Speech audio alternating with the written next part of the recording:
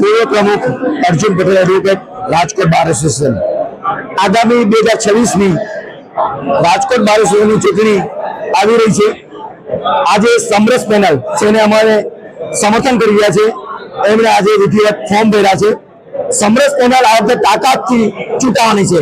એનું કારણ એવું છે કે આરબીએ પેનલના જે સમર્થક છે પરેશ મારુ અને જે ચૂંટણી લડી રહ્યા છે સુમિતભાઈ હોરા પ્રમુખના, એ લોકોએ એડવોકેટ સંદીપ વેકરિયાને એટલી હદે અન્યાય કર્યો કે પોતાનું ફોર્મ ન ભરી શકે એટલા માટે એનું સભ્યપદ રદ કર્યું।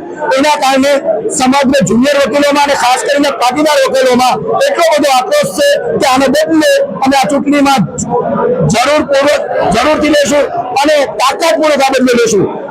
આરબીએ પેનલ ઉભી રહેવાની સ્થિતિમાં નથી, એના ટાંગા લડખડાય છે, એટલો બધા ડરી ગયા છે અને એના કારણે સંદીપ વેકરિયાનું ફોર્મ કાળા દાવાથી રદ થાય એટલા માટે સભ્યપદ રદ કર્યું।